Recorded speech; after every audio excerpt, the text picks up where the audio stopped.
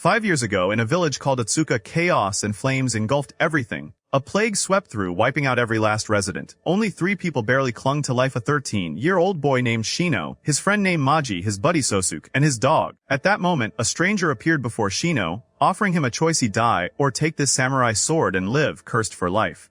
Now, back in the present, Shino lives in seclusion with his friends to hide from those who seek his power. Maji has prepared breakfast, telling Shino she's tried a new recipe. Nervously, he hopes it tastes good. As he and his friends taste her new dish, it's awful. Even a crow eating it nearly faints from the flavor. Shino asks Maji what it is, and she replies it's bug water, chameleon, and turtle blood, a very healthy meal. Another friend comments that the cake is terrible. Maji warns him, throw it away and I won't forgive you. You know what I can do. But an old man says he wants more, leaving everyone shocked and confused. Maji is thrilled and tells him, right away. Then, she pauses and asks, wait, where's Souk? The scene shifts to Souk, who's visiting a friend's family in the village. The mother welcomes him, saying, it's good you're here now, Souk. Inside, the father argues with his son, calling him a fool. Souk asks what's going on. The father assures him, don't worry, Souk, my foolish son just keeps skipping school to play all day. Souk notices that the boy even burned his books, claiming he doesn't need them since he's never going back to school. The boy declares to his father and Souk, I hate school. I don't want a job when I grow up. His father reminds him that he's only 12 and knows nothing about the world. The boy then suggests to Souk, how about I come to your house instead of school, and you teach me? Souk replies, even if I agreed, I can't teach you every day. The father scoffs, saying, the boy would make everyone else foolish. He's only interested in visiting Shino to play, not study. The boy responds that Shino's probably out running in the woods again, as he's done lately, forgetting he shouldn't mention this in front of Souk, who forbids Shino from going alone. The boy stammers as his father scolds him, hitting him lightly on the head. After collecting the supplies he needs, Souk heads home with the boy, who's helping carry the bags after getting his mother's permission. Souk warns him, you're sure about walking back with me? People here don't like me and my friends. The boy, whose name is Kenta, insists, I'm fine walking with you. When they arrive, Maji greets them, surprised that Souk managed all those supplies alone. But he assures her Kenta helped. Kenta enters, Maji thanks him, and Shino joins them. As usual, Kenta annoys Shino. At that moment, Souk asks Shino if they can talk privately about a place he'd been recently, reminding him he'd warned him not to go there alone. Shino glances at Kenta, realizing he must have told Souk, and Kenta quickly slips away. Shino, now anxious, agrees, and he and Souk go to another room, where Souk asks if he went into the woods alone recently. Shino hesitates, but his crow speaks up, confirming he was there. Shino agrees, saying the crow was with him. Souk, frustrated, reminds him he'd warned him multiple times not to go there alone, as those with special powers like them are easily drawn into the forest's darkness, which could lead to anything happening to them. Shino is upset that Kenta told Souk about his trip to the woods. Souk then suggests that Kenta's frequent contact with them may have affected him. On his way home, Kenta suddenly encounters a ghost resembling Shino calling out to him. Terrified, he runs home. The scene shifts to their teacher informing Souk and Shino they've received a summons from the High Lord of the Council of Elders. Souk asks why Shino is also summoned. Their teacher explains he isn't sure, but the summons is real, he's verified the seal and signature. Shino suggests ignoring it, but the teacher insists they can't. The Emperor is searching for the sacred sword. The sword is actually the crow that's with Shino, though ordinary people don't know that. Souk realizes the council must have discovered the sword's presence. The teacher confirms this is likely true. Meanwhile, at the council, a man named Ryo is informed that survivors from Atsuka still live, referring to Shino and his friends. Ryo, interested in the sacred sword, reveals he was the one who gave it to Shino. The next morning, the team arrives to escort Souk and Shino to the Emperor. Arrogantly, they taunt the friends. Shino, enraged, says, do you want to see my power? His crow suddenly emerges from his arm, attacking and taking them down. Their teacher, now extremely anxious, identifies them as the 5 foxes from the Osaki clan. The old man adds that they've found an enemy far stronger than themselves. Kenta arrives, telling Souk the village is in chaos, with 3 missing teenagers whose families are frantic. Maji rushes to tell their teacher what's happening. Kenta then asks Shino if he went to the forest after he left yesterday. Shino denies it, but Souk is suspicious. Kenta describes seeing a ghostly woman who resembled Shino in the forest the night before. Both Souk and Shino are stunned, and Shino warns Kenta to stay away from the forest and not return. Kenta is hurt and confused, but he leaves. The foxes inform their lord about Shino and the sword's location. Their lord praises them for the discovery. Later, Souk returns home, and Maji asks if he found Kenta. He says no and mentions that Kenta hasn't returned home. Maji tells him Shino found Kenta's necklace outside, and he immediately rushes out. Alarmed, Souk remembers it's the necklace he gave Kenta, and he races out as well, transforming into a giant wolf. Darkness falls, and we see Kenta trapped in a spider's web in the forest where Shino finds him. Kenta asks if he's the real Shino, wondering who's been watching him all day. They notice the ghostly figure who set the web and looks exactly like Shino. Suddenly, the ground shakes and a giant spider appears, with the ghost perched on it. Kenta faints as the spider attacks them, but Souk arrives in time to save them. They dodge the spider's strikes and Shino, wielding the sword, becomes incredibly powerful, slicing the spider in half with one swift move. Souk tells Shino that with the sword, no one can defeat him. Kenta is brought back to his family, who are overjoyed. Later, Shino and Kenta return home. When they arrive, they learn that the Emperor's men have taken Maji to him as a hostage, threatening them. Souk declares this is a declaration of war, and they prepare to leave the next morning to rescue her. At that moment, Maggie is sitting with the president, making demands that have exhausted the servants, who are completely worn out. The president says to her, "You're really a hard person to please." Maggie responds, "How dare you say that, after you kidnapped me and forced me to stay here, you sly fox." The president replies, "All I needed was your help to meet your friends, and I also heard that the girl who survived at Souk village was very beautiful. So, I wanted to see you." He keeps trying to annoy her, but she embarrasses him until he loses track of his words and goes silent. Meanwhile, Shino and Souk arrive in the capital. Shortly after, men from the Council of the Wise arrive to take Shino and Souk, but Souk refuses, saying they want to settle in their residence first. Ryo arrives, whom Shino already knows, but Souk asks who he is. Shino explains that Ryo is one of the members of the 4 great beast families. Ryo resolves the situation, telling the men to leave and assuring them that Shino and Souk are his guests. He adds that he'll explain everything to the Council of the Wise later. He then takes them to the palace and leaves, saying he's busy and that they'll talk tomorrow. He tells them not to worry about Maggie and that he'll arrange for them to see her tomorrow. Later, Souk asks Shino how he knows Ryo. Shino hands him his jacket, saying, "I'll explore the city." Souk tells him not to stray too far, and Shino agrees and heads out. Shino then wanders around the marketplace, listening to people talking about rumors of Seoul, devouring demons and beasts. Shino asks the crow, "What are they talking about?" The crow responds, "Forget it. There are no such things as demons. Wicked people are the real demons." Suddenly, a young man falls onto Shino and they both hit the ground. We find that this young man is being chased out of a large mansion by a group who tells him never to come back. The young man, clearly angry at the priests, yells, "I know Jimba is in there. Give me my brother back." One of the priests responds, "What are you talking about? The one we captured isn't human at all. He's a demon." The young man's father arrives, calling out to him. His name is Kojo, and his father, after apologizing to the high priest Siren, tells him not to come back. Kojo, still fuming, is chastised by his father, who says, "You're foolish. What good did all this accomplish? Use your head for once." Throughout this, Kojo has been standing over Shino, not realizing he's there. When he notices Shino, he's startled and later takes him in to treat him, as Shino has passed out. Kojo notices that Shino is from the Council of the Wise and sees the mark on Shino's shoulder, becoming curious about who he is. When Shino regains consciousness, Kojo invites him to eat as compensation for what happened. Souk arrives in dog form, and the crow brings Shino back. Kojo ends up with a huge bill for the meal, poor guy. That evening, the high priest is talking to Siren, asking about the morning commotion. Siren responds, "Nothing, just a stray dog. We took care of it." They then discuss their plans to deal with the demons. Even though demons don't actually exist, it's clear Siren is up to something sinister.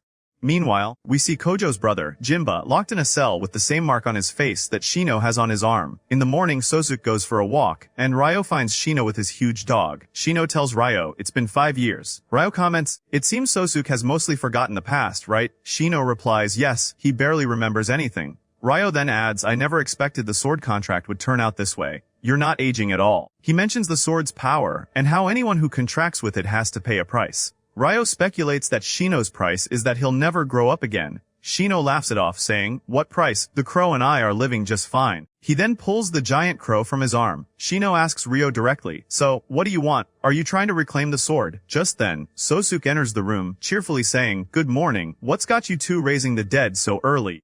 They sit down and talk about Maggie, who's at the Beast Clan's mansion, and decide to visit her right after breakfast. Shino and Ryo start bickering again, and Souk has to calm them down. Ryo's huge dog then rushes over, showing affection for Souk, which annoys Shino, who's upset that the dog likes Souk but not him. Frustrated, he stomps off inside.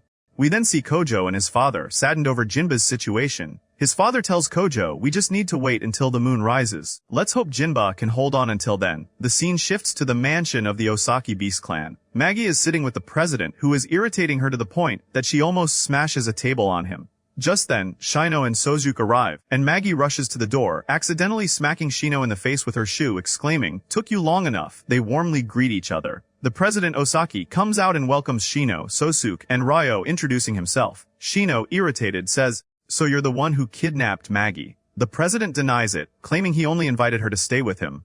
They all go inside the mansion, where Ryo introduces himself to Maji, saying he also lives there as one of the leaders of the 4 beast clans. Maji feels like she's seen Ryo before. Osaki then takes them all on a tour of the city. Souk asks Shino how he knows Ryo, but Shino dismisses it, saying it's not important. As they walk, the city's dogs begin reacting to Souk, sensing his canine spirit. Meanwhile, Shino notices someone watching them. It's Siren, who has his creature spy on Shino before it returns to him and enters his body. Surrounding him are more of these sinister creatures. Later, Siren visits Jinba, using his creatures to torture him.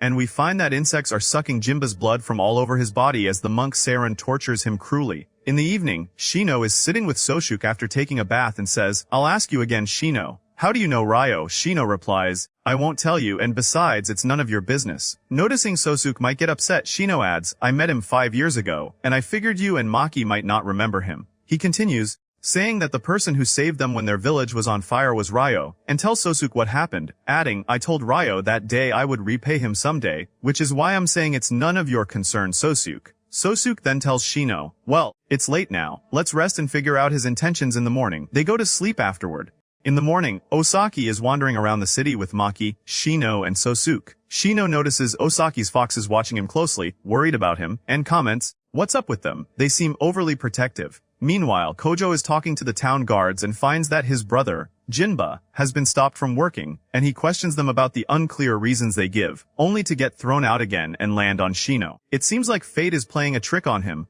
Kojo then takes Shino and Souk to his home, acting all excited, and calls for his mother, who hits him with a book, telling him to calm down and behave. Kojo introduces Souk and Shino to her. Maki, meanwhile, grows concerned about Shino and Souk, wondering where they went. She notices the girls heading to school, and Osaki observes this, deciding to look for a suitable school for Maki. Later, Osaki and Ryo talk about the demon, which is Jinba, and Ryo notes how unlucky he is to have been captured by Siren, of all people in the city. They discuss Shino's magic sword, and Osaki tells Ryo they need to keep a closer watch on the sword, as every power in the land desires it as a weapon. Kojo invites Shino and Souk for a meal, joking, where does all that food go? Do you have a hole in your stomach or something? He then says to Souk, it must be tough keeping up with him. Shino asks Kojo, why do I always find you in trouble? Kojo replies, it's because of the people at Shigetsu's temple. Shino looks surprised and is about to ask him about his brother's situation, but Kojo changes the subject and says goodbye.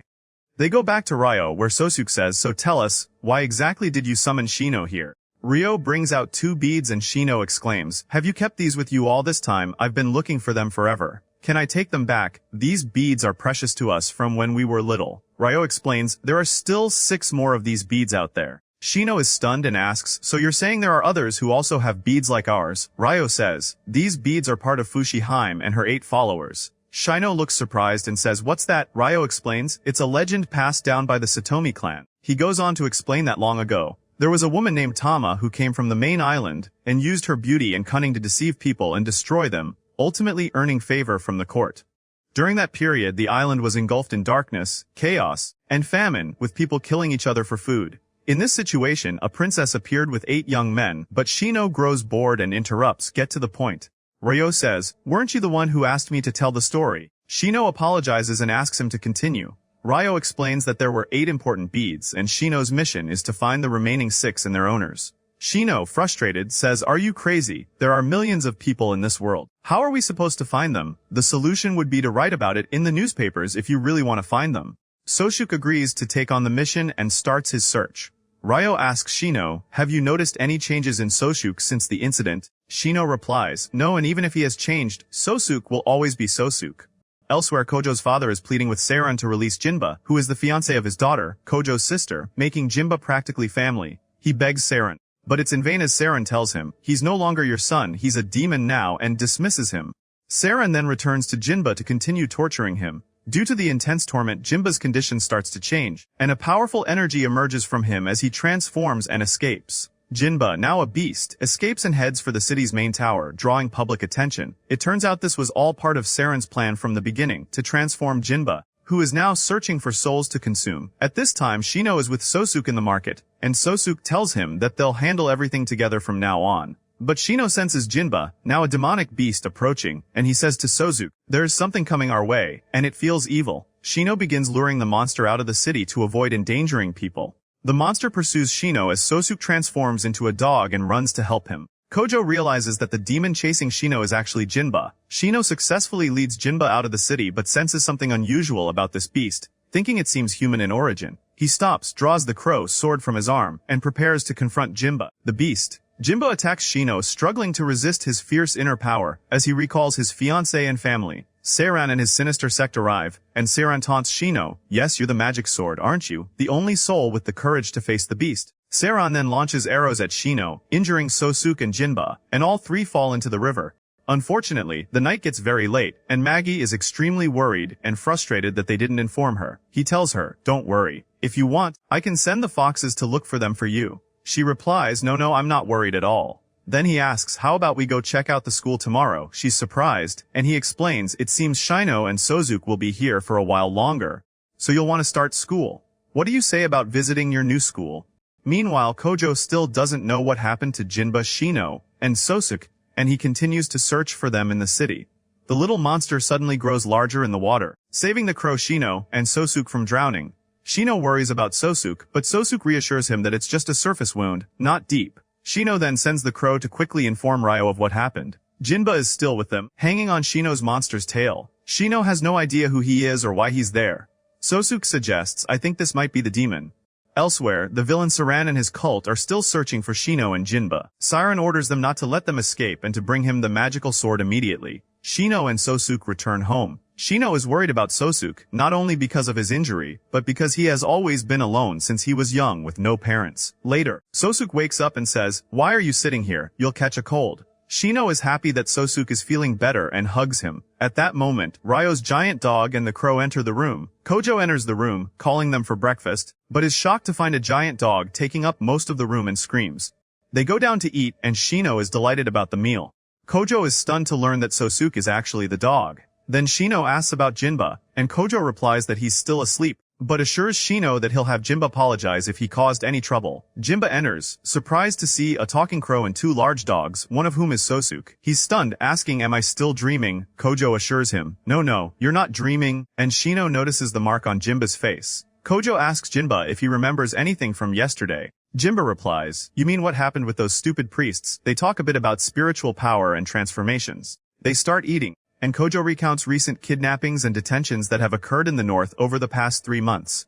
He explains that Jinba, as an army officer, was sent to the area to investigate, with Kojo accompanying him as a personal guard. Among the hostages was a royal family member named Sahimi. Due to the extreme cold, many soldiers started retreating due to the harsh conditions and lack of food. Young men were dying of hunger. The situation worsened when demons appeared, and both Kojo and Jinba were injured and close to death. But Jinba suddenly wished for them to live. The 2 stones they had, the same ones as Shino's, began to glow. Kojo recalls that they can't remember anything else afterward. Kojo then shows Shino a picture of his sister Noi and Jinba, explaining that they almost died but lived. Unfortunately, his sister Noi didn't survive. Jinba is so grief-stricken that he acts like a madman, attempting suicide multiple times, even slicing his neck with a knife, but his wounds heal quickly and he remains alive. Kojo also tried to commit suicide, but his wounds healed instantly. Shino asks Kojo about what happened to the others. Kojo replies that they all died except for the royal family member who survived, though he doesn't know why.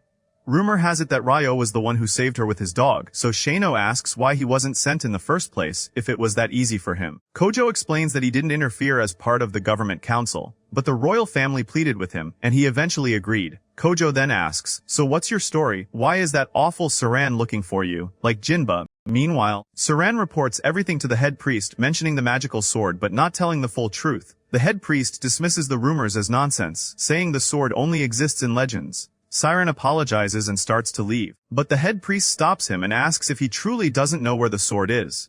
Siren denies it, and the head priest taunts him, saying even if you did, you're not as strong as your brother, so you wouldn't be able to handle it. Frustrated, Siren leaves.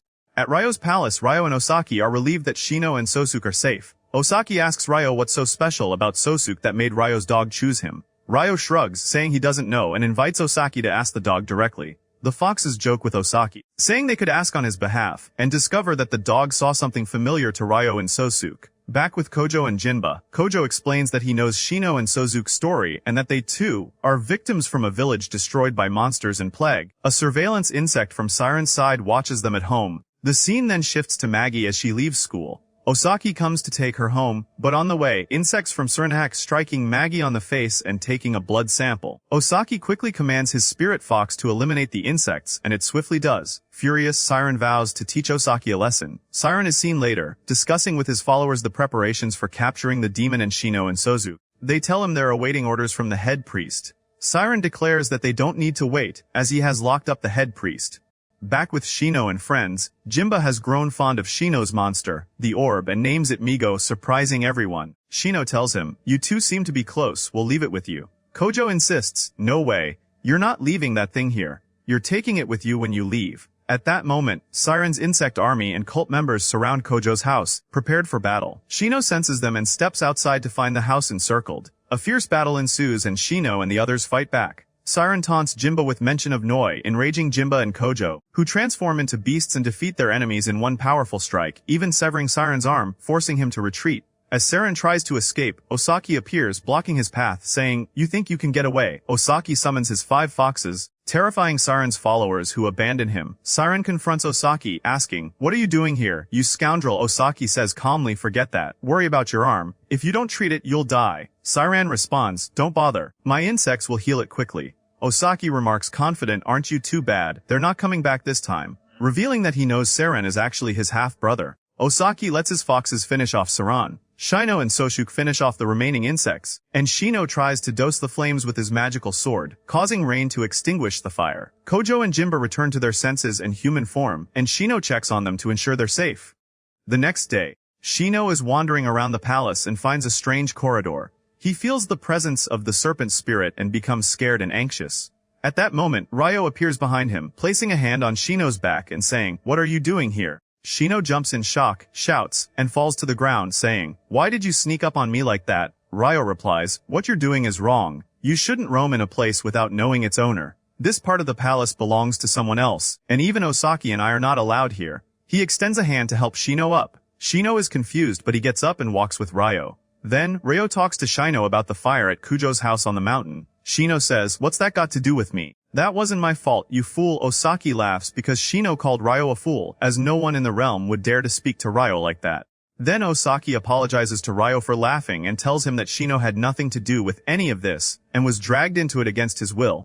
Osaki then tells them he's sure the monks won't be hunting demons and monsters anymore. Shino is surprised and asks if he's sure or just guessing. Ryo replies, "Yes, I heard that the head monk stepped down, and nobody knows where Siren is, so there's nothing to worry about from them right now." Then it's time for Ryo to leave. He tells Shino, "Try not to get into any trouble today," and walks away. Shino asks Osaki if he knows where Ryo always goes. Osaki answers that he goes to his job at the Council of Elders as usual. Shino is surprised and asks what Ryo does there. Osaki explains that Ryo is one of the council's pillars. Shino is shocked to learn about Ryo's high rank and says, "Are you sure about this?" Osaki tells him he doesn't understand at all. Ryo is very popular here. Osaki explains that Ryo's popularity is due to his appearance and his strong connections with the royal family. He also supports the royal council and has a charming personality, so he's like the council's beloved child, bringing generous donations from the people. Then Shino asks Osaki about Souk. Osaki says he's still asleep. Shino replies that he's just very sleepy at the start of the lunar month.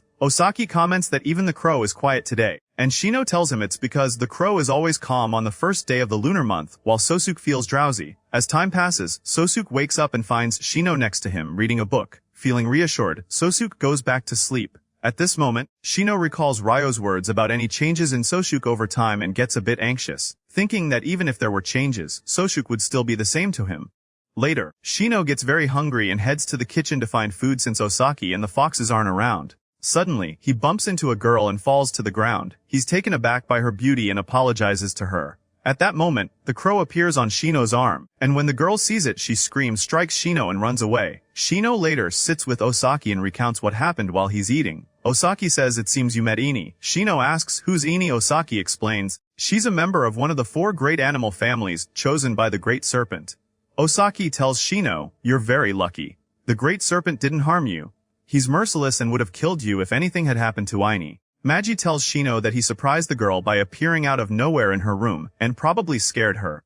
Osaki asks her what she's been doing, and she says she was gathering flowers that Enie dropped. She gives them to Shino and tells him to give them to Enie, apologize, and invite her for tea since they're the same age. Maji wants to be her friend. Shino feels nervous but takes the flowers and heads to Anie's area, calling out for someone to meet him, but there's no response. As he moves further down the path, the area becomes strange and fog spreads everywhere. The sword senses danger and Shino feels threatened. Suddenly, the place transforms into an illusion, and he hears a voice saying, "There's something special about your body," referring to the sword. At that moment, the crow becomes even more aggressive and tries to emerge, but Shino holds it back. The voice tells him, "You entered the barrier without permission," which is disrespectful.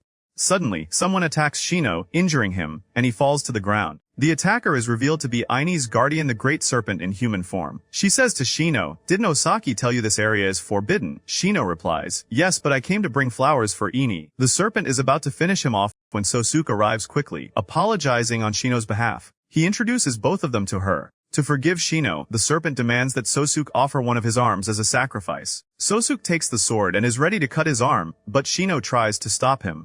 At that moment, Enie arrives and stops everything instantly. She asks the serpent, "Why are you doing these wicked things? Aren't these people important guests of Ryo?" The serpent responds, "Yes, but they broke our rules." Enie says, "What's the harm in that? They brought me flowers," and she cries, saying she hates the serpent, then runs off. The serpent reconsiders and lets Souk and Shino go. When Shino and Souk return to their room, Shino apologizes. Souk tells him, "Didn't I tell you to stay quietly by my side? Why are you always causing trouble?" Shino replies, "Maji asked me to do this." Souk is concerned about Shino's injury, but Shino assures him the crow will heal it quickly.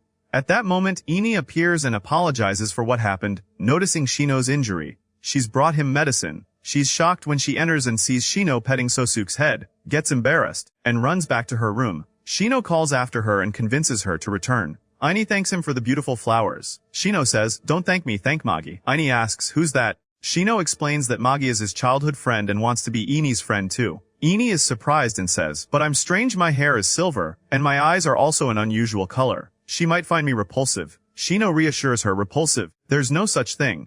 The crow emerges from his hand, and Enie hides her face afraid. She asks, "Aren't you scared of that thing?" He says, "No, not at all. The only thing I know is that if it weren't for him, I'd be dead." They talk a bit about the people around them, and the scene shifts to Shino apologizing to the serpent. Later, Enie meets Maji at the city festival in the evening, and they become friends. The next day, Shino talks to Ryo and tells him about an important mission he wants to carry out, which is to go to a mountain to check the situation there. Of course, this incident is similar to what happened in his village. Afterward, Shino sets off on the mission, and then Souk enters to ask Ryo where Shino is. He says, "It's lunchtime and I can't find Shino either." Ryo replies, "I knew he'd leave, but I didn't expect him to go alone." Souk looks surprised and Ryo tells him, "It would be best if you hurry after Shino." Souk says, "What do you mean? What's going on?" Ryo explains the mission to him afterward. At this point, Shino has reached the mountain peak and is walking through the forest, feeling puzzled by the heavy rain falling on the peak. The crow then tells him that both his and Souk's stones are glowing. Shino takes them out of his pocket, and they are indeed glowing intensely.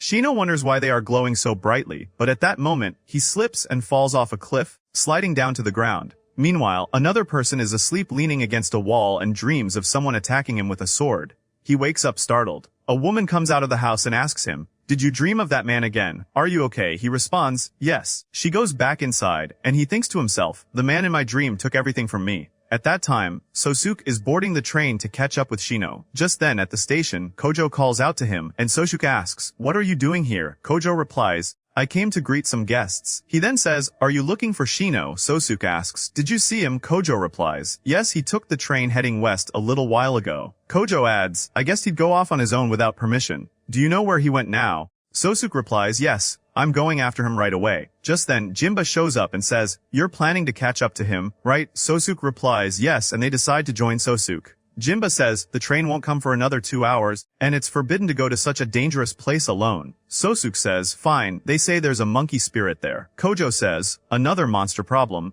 At that time, Shino is still lying on the ground, but he's beginning to regain consciousness. He calls out to the crow and searches for the stones but can't find Souk's. Suddenly, while searching, the monkey spirit appears, and it's a giant monkey. The monkey does nothing to him, and Shino asks it about the stones, but the monkey doesn't respond and instead brings him different stones. Shino says, "That's not it."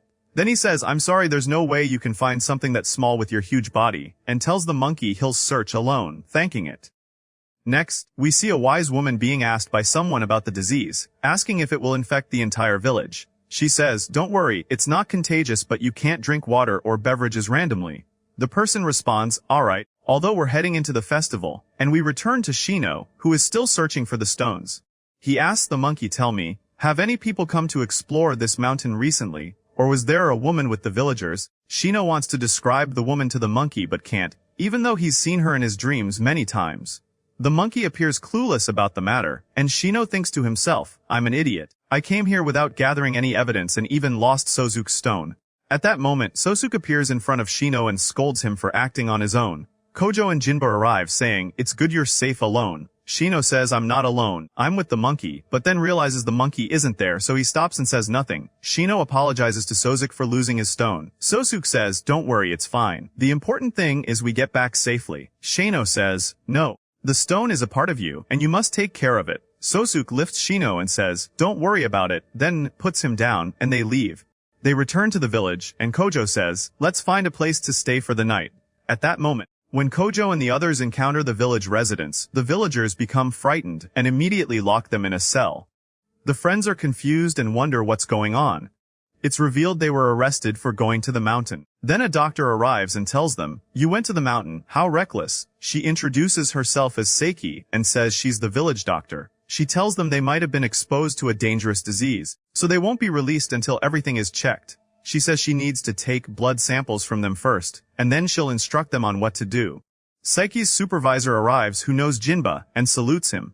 Jinba doesn't remember him, and the supervisor tells him he served as a medical trainee on the front lines. Kojo recognizes him at that moment and asks, "Aren't you Joji?" Joji replies, "Yes." "Aren't you Kojo?" They recall each other, and Kojo says Joji was strange. And even when soldiers got injured, they didn't let him near them.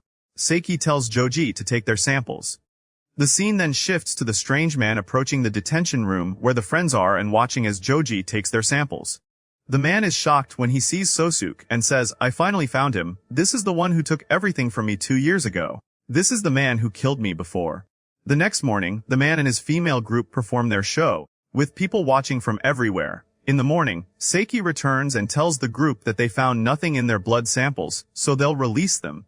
She adds, "But we're still cautious, so we'll give you a room in the Wise One's quarters. But don't wander around the village too much." Kojo says, "You're still imprisoning us." We then learn the strange man's name is Asakino, and a woman with him asks, "What are you doing alone here? You're wearing a mask, and that's not like you." He removes the mask, furious, and says, "I finally found the one who took my life." At the same time, Seiki takes the friends to the Wise One's quarters and finds the place in terrible condition. She says, "Put up with it until the festival is over." Jinba asks her, "How long is the festival?" She replies, "Starting today, it'll last 3 more days." They go silent and follow her into the Wise One's quarters. Just then, the crow calls out to Shino and Souk asks, "You haven't been searching for the stone since yesterday, right?" The crow says yes, but Shino silences it. Souk warns Shino that it's dangerous to be away from the crow for long because Shino's spirit and the crows are originally one, and it would be hazardous for their lives to be separated. Shino replies, "Got it." Then, feeling down, Shino leaves for the village, and on his way, he meets the strange man, who says, "Are you a child from the Wise One's quarters?" Shino says, "No, I'm just a visitor here."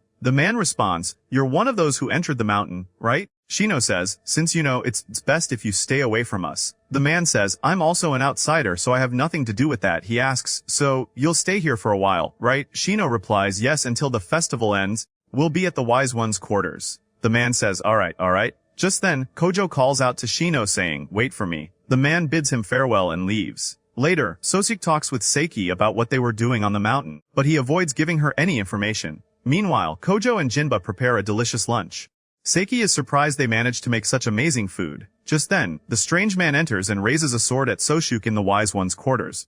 Shino then goes to Souk to apologize, but finds the mysterious man stabbing Souk in the shoulder with a sword. Shino becomes worried about him. Souk tells Shino not to come closer, saying it's dangerous. The strange man glances at Shino and says to Souk, "Is this the important person to you? He looks completely useless." The man pulls the sword out of Souk's shoulder and asks Shino, "Why did you do this?" But the man says to Souk, "I'm the one who should be asking."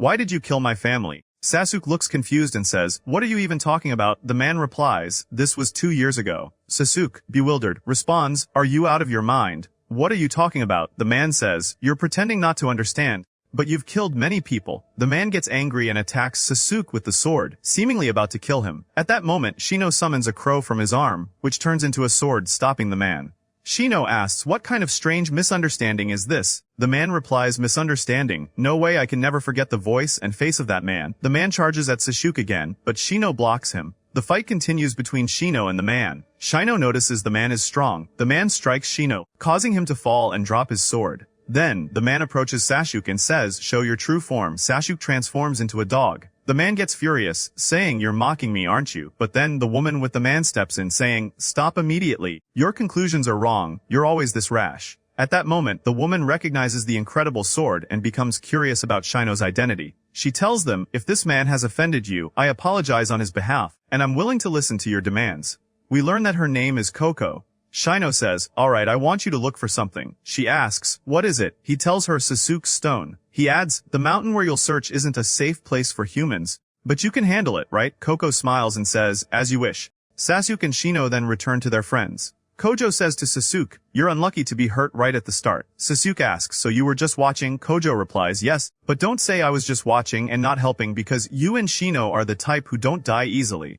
I'm not sure what he means, but okay. We see a mark on the back of Shino's neck similar to the one on his arm and on Jinba's face. Kojo also has the same mark. Then we switch to Jinba and Saiki, where Goji enters, telling Saiki there's an emergency. He explains that the villagers are causing trouble because they want to enter the mountain. Goji shows Saiki the stone Shino found on the mountain and says it fell from Shino's coat yesterday. They discover it's real gold. Jinba asks Shino, where did you find this? Shino replies, what's so important about it? Goji says, so you got this from the mountain? Shino replies, yes, and what's wrong with that? Goji tells them, the mountain was originally a gold mine, Saiki. Didn't you know? Saiki responds, yes, the gold caused a lot of pollution on the mountain, which is why it's forbidden to climb it. Saiki scolds Goji, how could you show something like this to the people? It could endanger them. Goji apologizes, explaining that the military police saw him, and then the villagers approached him. Saiki says, are those people stupid? Have they forgotten what happened 5 years ago? Many people died because they entered the mountain. Goji replies, didn't you say the 5 who went up the mountain would have been fine if they hadn't drunk from the river? She retorts, you idiot, I never said the mountain was safe. Then Shino speaks up, saying, I have an idea. Haven't you wondered why it always rains on the mountain and why people aren't allowed to enter safely? Saiki thinks to herself, he's talking about the spirit of the great ape, isn't he? She recalls a saying about the ape's spirit. It loves children and never harms them, but it doesn't allow adults to enter the mountain. Later, Shino sits with Souk, talking about the strange man and Coco. Shino is still angry about the man when suddenly the man appears saying, you're still angry, even after you made Coco run like a servant to check the mountain for you. Shino, furious, says, you stabbed Souk, and now you have the nerve to stand here in front of us. He tells Souk, shout at him too. Souk says, alright, what's your name? The man replies, Kino. Shino asks, and what do you want? Kino responds, Coco got mad at me for what happened yesterday. She was angry with me and after thinking about it, I realized a killer like him shouldn't be near a child. So I'm sorry for the trouble I caused you. Shino, upset, says, who are you calling a child? Souk jokes, is that what really bothers you? Shino then asks Kino, tell me, who is that woman? Kino explains that Coco saved his life and is like a mother and sister to him. She's the most important person to him. He asks, do you want to know anything else? Shino replies, no, but he thinks to himself that since Coco, who's a spirit, saved Kino's life, it means something significant. Meanwhile, the giant ape is talking to Coco, holding a dead baby ape. Coco tells him the baby is gone. The ape says he can't stop thinking about the lives of children and recalls how years ago, a little girl promised she would return, but she never came back. Coco tells him, there's no escape from this. After all, you're a spirit. He responds, how can I be a spirit if I can't even protect those around me? I feel like my existence has no meaning. Later, all the villagers gather at the Council of Elders, demanding that Shino show them where the gold is. But Saiki argues with them, saying, this is madness. If you want to go on your own. Angry, she storms off. Saiki returns to her clinic when a crow flies through the window with a message, saying that the villagers have kidnapped Shino. Furious, Saiki reacts. We find that Shino and his friends are heading up the mountain with the villagers, but they can't figure out how to enter. Souk asks Shino, what's going on? Why can't we get in? Shino explains, don't you see? It's not raining. That means the spirit of the great ape won't let us enter today. Just then, a crow arrives to inform Shino that Psyche is angry with them and is going to punish them. The crow crashes into a barrier that the ape spirit had set up to block entry. The barrier breaks, and rain pours down on them suddenly. At this moment, the villagers celebrate the rain and want to take it with them. They even plan to move the village to the mountain to find more gold. Shino tells them that won't happen because the spirit of the ape won't allow it. Right then, the giant ape spirit appears, furious with them, and begins killing the villagers. Shino is shocked by what he sees, realizing that the ape spirit is completely different from the last time he saw it. Meanwhile, Seiki enters the forest, hearing the apes roar, and thinks that stupid crow must have done something. Seiki finds the dead baby ape, noticing that it has already started to decompose, suggesting it died about a week ago. She sees a ring on its hand and says, "This is Asahi's ring." She recalls her childhood, playing with the giant ape and its son, whom she called Asahi. The ring in the baby ape's hand originally belonged to Saiki's grandmother. At this time, the giant ape is about to destroy the entire mountain with its immense power. Psyche appears just then. She is the child the ape had been waiting for, and it listens to her, returning to its calm nature. She tells it she's happy to see it again and that next time, her child will stay with it instead of her. Afterward, everyone returns to the village. The villagers tell Seiki that many people went up the mountain with the outsiders and never returned. Seiki responds, "If you're talking about those outsiders, they're here and have been since this morning. Your information is wrong." In the morning, Shino finds Souk's stone and they bid farewell to Seiki, returning to their homeland. At that moment, Shino and his friends arrive at the train station and they board the train. Jimba wants to travel with Shino, but Kojo stops him, saying, "Where do you think you're going?" He takes him aside and says, "Come on, let's go to our seats in the second class of the train." They enter a compartment where they find a man reading a book. They ask if they can sit with him, and he responds, "No problem." They sit down, and Shino feels something strange about the man, as if he possesses spiritual power too. The man asks Souk, "Are you from the House of the Elders?" Souk responds, "Yeah, something like that." The man then says, "Life must be nice for you. First class train seats. I bet you're used to this."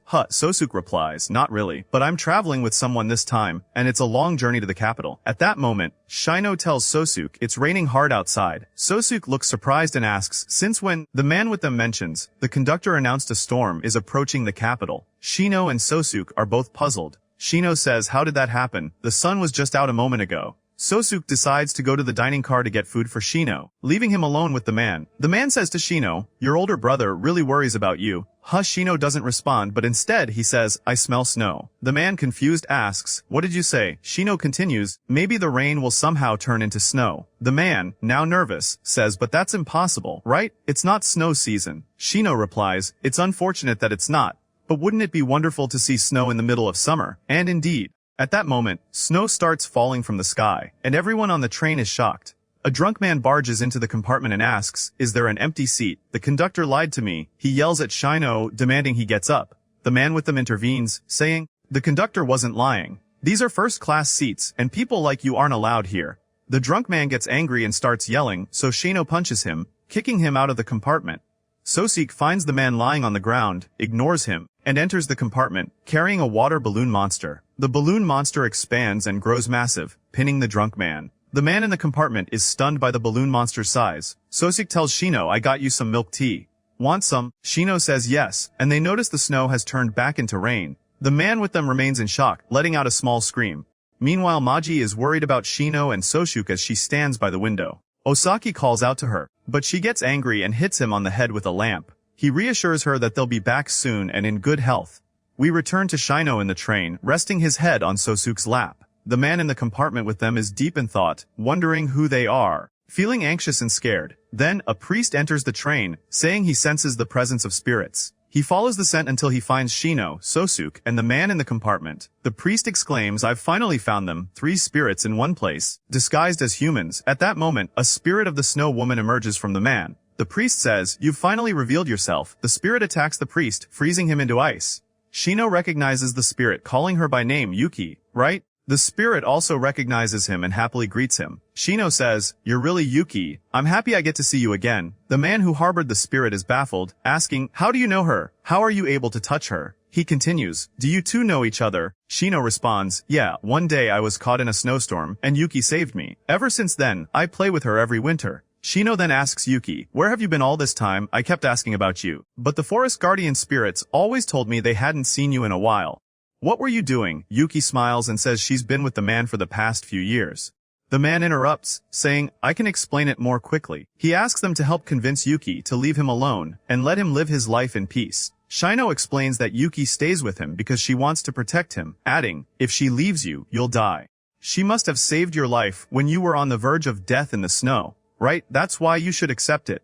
The man asks, does this mean I'll live like this forever? Shino tells him, don't think you're the only one who paid a price. Yuki paid a price too so that you could live. Shino is about to say more, but Yuki stops him, and Shino respects her wishes, staying silent. After that, Shino and Souk arrive in the capital. As they leave, the man calls out to them, saying, my name is Dosto. What are your names? Souk and Shino introduce themselves, and they all say their goodbyes. Even Shino's raven emerges from his arm to bid Yuki farewell. Souk then asks Shino, what did Yuki sacrifice for Dosto? Shino responds, she had a beautiful voice and used to sing all the time. I loved her singing, and everyone who heard it loved it too. At that moment, we see a flashback of Dosto when he was dying, thinking of a little girl. It turns out this girl is his sister, the one he wanted to return to. We then realize that his sister is Maji, as she has been dreaming about this exact scene for a long time. The next day, Maji is getting ready to go to school, and Osaki asks her, why do you want to go to school? She responds, because I want to become someone valuable. I want to become a doctor. Later, Shino returns home and gives the report to Ryo.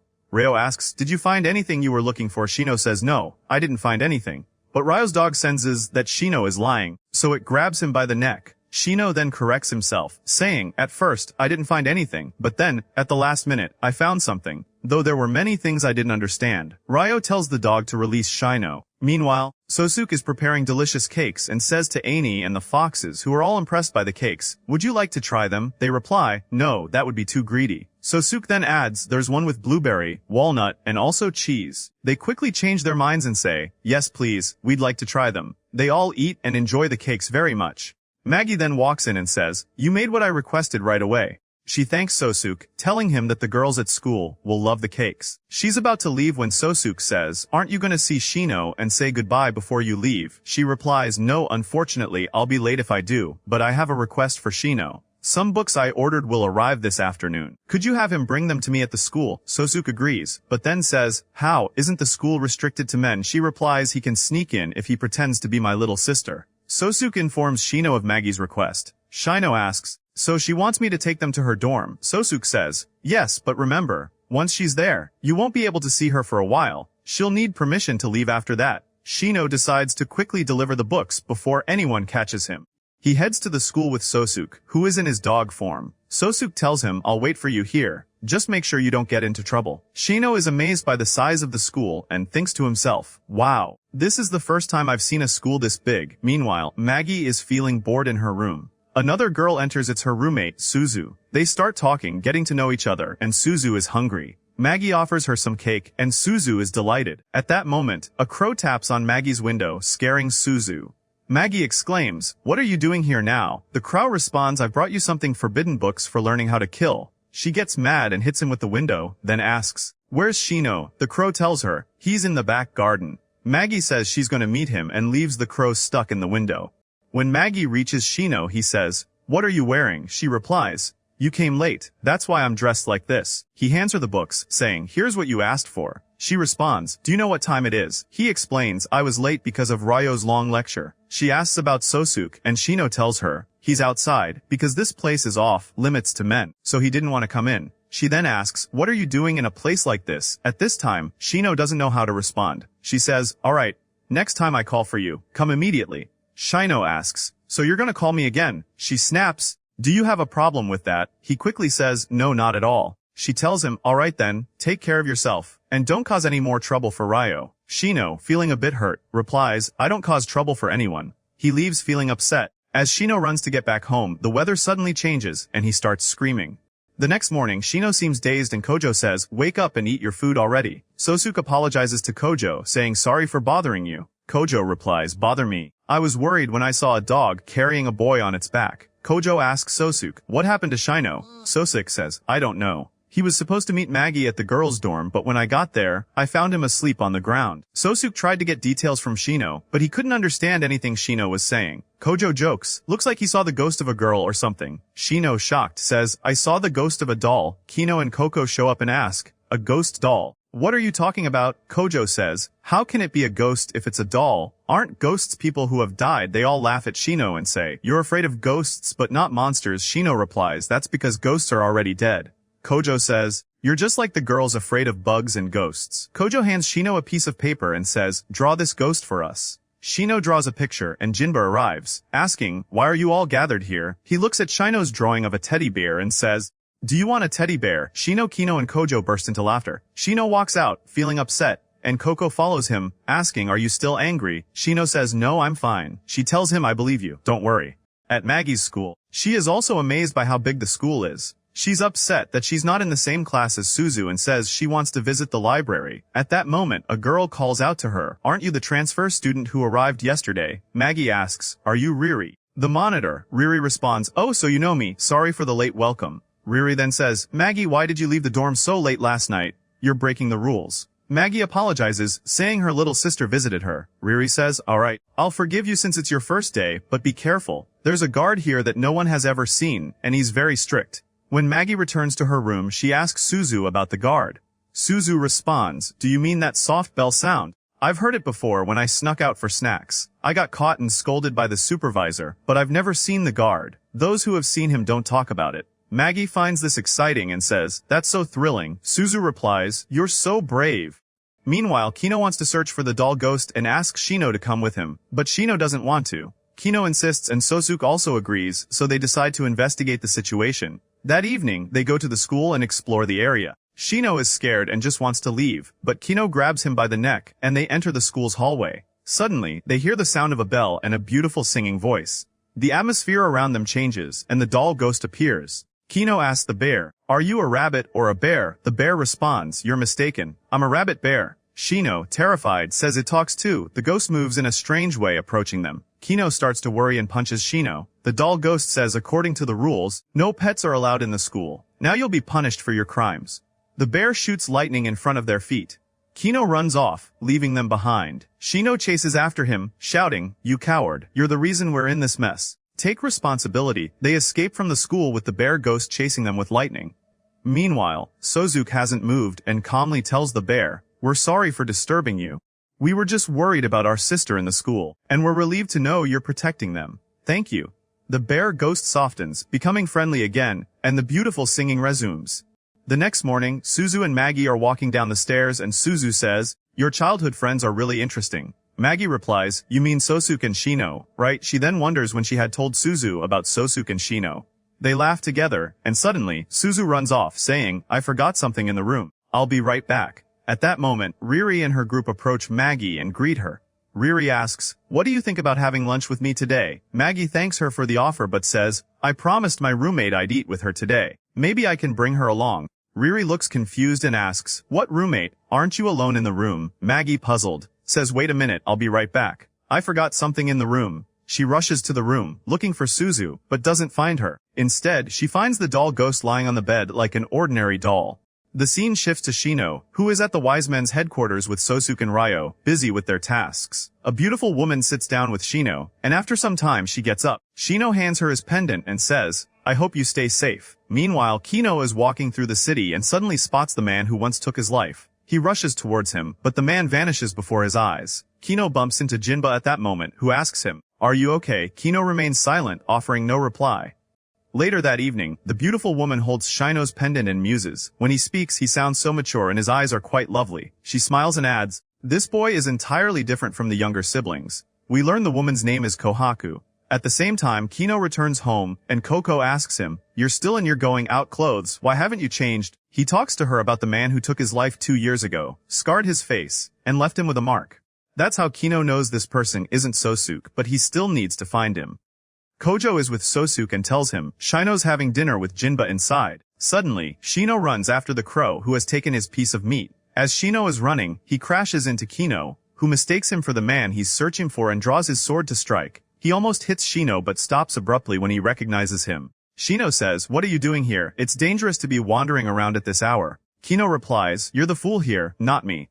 Who swings a sword around like that? Souk arrives and tells Kino, you're quite a skilled swordsman. Who taught you how to fight like that? Kino replies, it's a family legacy, passed down through generations. It's the duty of the family to hone the sword skills necessary to practice this art. Kino then offers to teach Shino swordsmanship, but Shino immediately refuses. Kino grabs him and squeezes his shoulder, saying, "You're not very nice, are you?" Kino asks Souk. "Don't you have any siblings?" Souk replies, "I don't know." Surprised, Kino asks, "What do you mean?" Souk explains, "I have very few memories of my childhood, and my mother never mentioned anything about siblings, so I don't think I have any." They continue discussing the man Kino is searching for, and Shino tells Kino, "Why do I feel like there's someone else inside you?" Everyone is puzzled, and Shino continues, "It feels like," but Coco interrupts, saying, "You've noticed that too." Shino walks up to Coco and learns that Coco's heart is currently with Kino, and that's the pact between them as spirit and human. The next morning, Shino and Souk head off to complete a task assigned by Ryo. As they walk, they talk about the beautiful woman with golden eyes, and Shino thinks to himself that she always reminds him of a longing for the past. Meanwhile, the beautiful woman is very ill at home, coughing up blood. At that moment, the man Kino has been searching for enters and says to her, "It looks like you're gonna die soon." "Well, no big deal, I guess." The woman notices that the man has Souk's face. The man offers her a deal-y. "If you give me your beautiful eyes, I'll grant your wish." She thinks to herself that this man isn't human, and he tells her, "You want to live, don't you?" At the wise men's headquarters, Shino and Souk arrive and encounter two strange-looking elders. Shino is frightened and draws his sword, but Souk calms him down, saying, "Don't worry, they're not monsters." Shino replies, "If they're not monsters, they're definitely mummies." The two elders are surprised by the conversation and ask Shino and Souk, "What's wrong with you two? Why are you here? Young people rarely come here. Are you lost or something?" Just then, a cockroach appears, and Shino, terrified, dashes out of the building. He keeps running until he no longer knows where he is, and Jinba passes by him. Meanwhile, Souk's task is to repair the roof of the wise men's headquarters. As Keno continues his search for the man, he runs into Jinba, who has Shino with him. Jinba asks Kino, "Who exactly are you looking for?" Kino responds, "That's none of your business." Jinba then asks Shino, "What are you doing here?" Shino explains, "I was lost in the street, and Jinba found me." At that moment, the crow senses something strange and says to Shino, "What's wrong?" The crow replies, "I can sense a shadow." Shino is startled, and suddenly, a strong wind blows through the area. The man Kino has been looking for appears. The man approaches them and says to Shino, "You cut your hair, Shino. It was so beautiful." Kino grows furious and moves to attack the man, but suddenly freezes as memories of his own death flood back, immobilizing him. The man turns to Shino and asks, "Tell me, how does it feel to have a monster inside you?" Shino is shocked that the man knows everything. The man says some cryptic words to Shino and vanishes. Everything returns to normal and Jinba asks Shino, "Do you know who that man is, the one who looks like Souk?" Shino replies, "I don't know him, but he knows me very well." Meanwhile, the woman with golden eyes is at home, reflecting on the strange man's words. Shino rushes back to the mansion and heads straight for Ryo's room, ignoring Osaki, who tries to speak to him. Shino talks to Ryo about what happened, and we learn that the man is half of Souk's soul. One day, that part of the soul will return to Souk, or else he will certainly die. The day passes and the next morning, Kino stops Shino and asks, "Do you know that man from yesterday?" Shino replies, "Who do you mean?" Kino says, "Stop playing dumb. I mean the man with the same face as Souk. He knows you well." Shino answers calmly, "That doesn't mean I know him." Kino insists, "Stop lying. I'm sure you're hiding something." Shino responds, "I'm not hiding anything." Kino snaps, "Fine, I'll ask Souk then." They start to argue, but Jinba splashes water on them and says, "Stop fighting so early in the morning." They head inside afterward to dry off so they don't catch a cold. Shino then notices that Kino has the same mark on his body as everyone else. Later, Souk and Shino are walking down the street, and they talk about how strange it is that everyone has the same mark. Shino comments, "I never thought I'd gather all the ones with the stones in such a strange way." Shino recalls what Souk's half-soul said to him, "It seems you haven't gathered all the stones yet, have you?" Shino wonders what exactly he meant by that. When they arrive at the wise men's headquarters, Shino spots the golden-eyed woman waiting for him. He sits with her, and she talks a little about herself. Curious to know more, Shino asks the elders at the headquarters about her. It turns out they know some information as well, and Shino deduces that she's from the northern village that was destroyed in the past. Later, Shino is sitting in the garden, waiting for Souk to finish his work. He falls asleep leaning against a tree. Ryo finds him lying on the ground and says, "What are you doing here alone?" Shino gets up and follows Ryo to the elders, who thank Ryo for having Souk help them. Ryo then asks Shino about his progress in finding the others with the stones. Shino tells him, "Don't worry, there's progress." Ryo warns, "If you keep avoiding your work, I'll take over for you," then leaves. A man from Kohaku's village, the one with the golden eyes, shows up and brings Shino a gift from her. He invites Shino to meet her, but it turns out to be a trap to kill him. The man believes that if he kills Shino, he can win Kohaku's love and marry her, as she's always wanted revenge for her family. The man mistakenly believes that Ryo killed Kohaku's family, so by killing Shino, who is part of Ryo's family, he thinks he can exact revenge. The man pulls out a gun and aims at Shino. Kohaku tries to stop him but he shoots Shino anyway. In that moment, the crow becomes enraged and a terrifying monster emerges from Shino's arm, killing the man. Chaos breaks out in the area and the police quickly gather at the scene.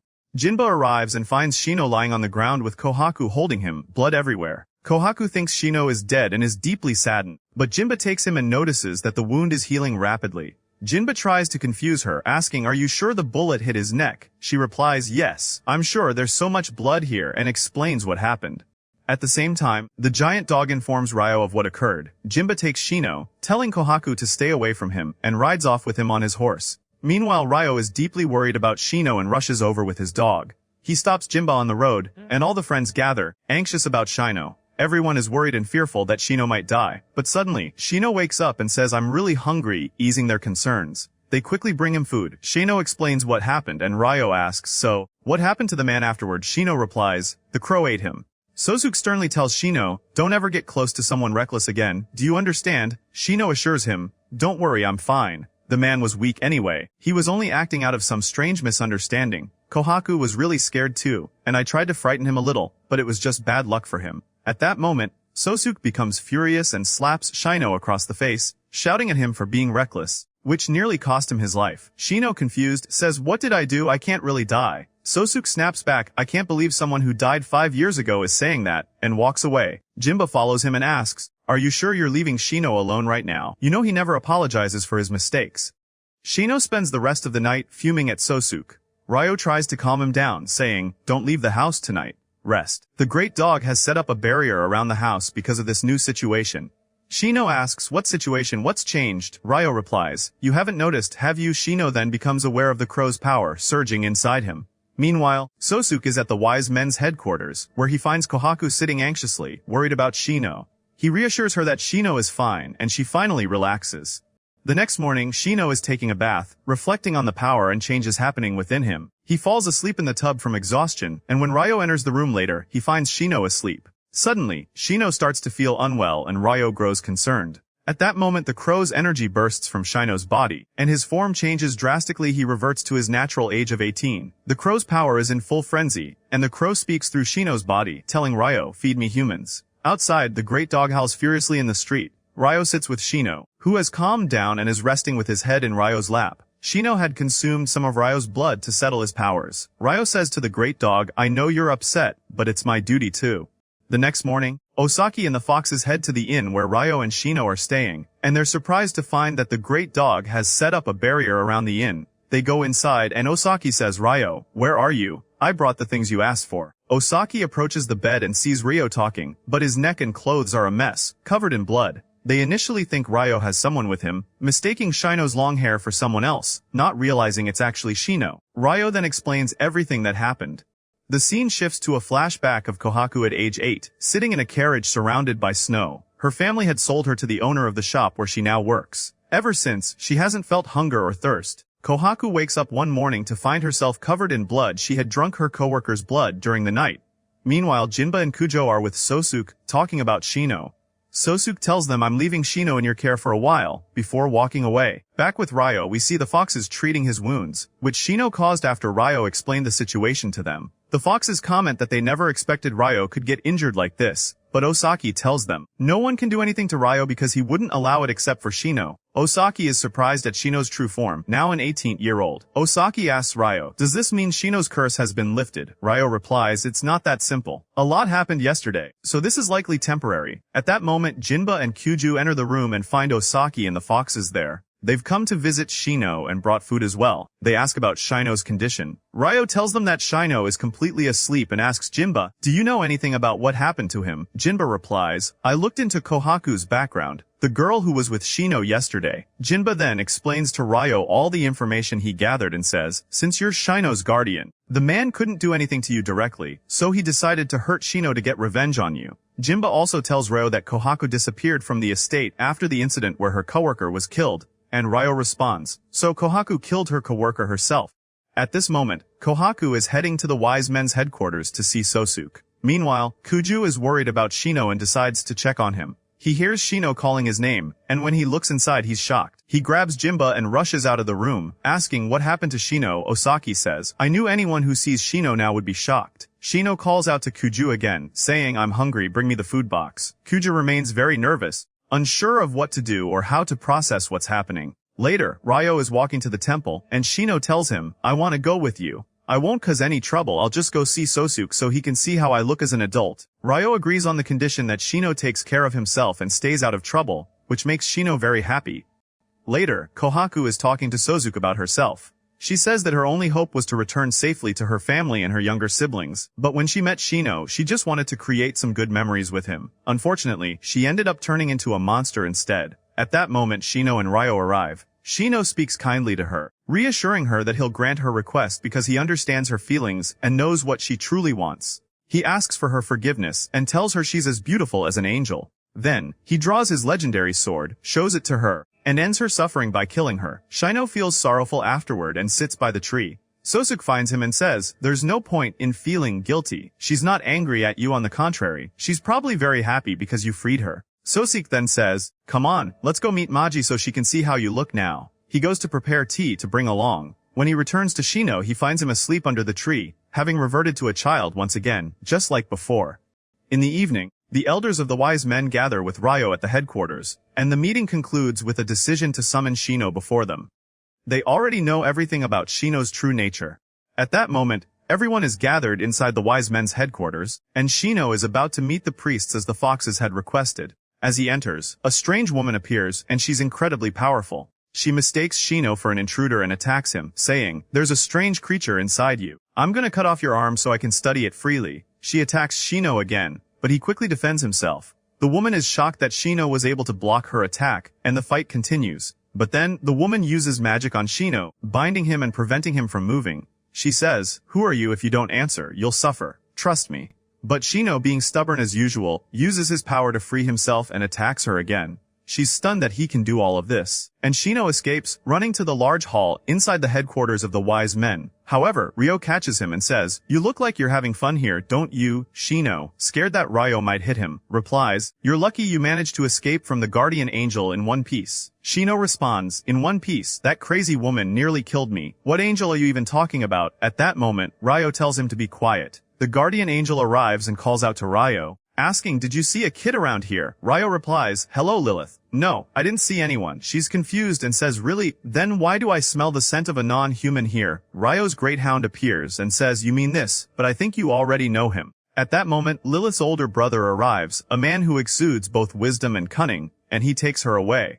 Afterward, Shino slips out from under Ryo's cloak, where he'd been hiding, and says to Ryo, this is the first time I've seen you afraid of someone. Ryo replies, see, but I've got some news for you, you're grounded from your allowance for a whole month. Shino cries out in despair at that moment. Later, Shino goes to see Maji in her room, which is also part of the wise men's headquarters. She's happy to see him. That evening, Shino returns home to find Kino, Kuju, and Jimba talking about the stones they all possess. They realize they were each born with one of these stones in their hands. Shino enters and finds all of these stones laid out before him. He's shocked and says, these beads. I've been searching for them for so long. It's revealed that these beads signify a bond of brotherhood and a special connection between all of the friends. Shino is overjoyed that he's so close to completing his mission.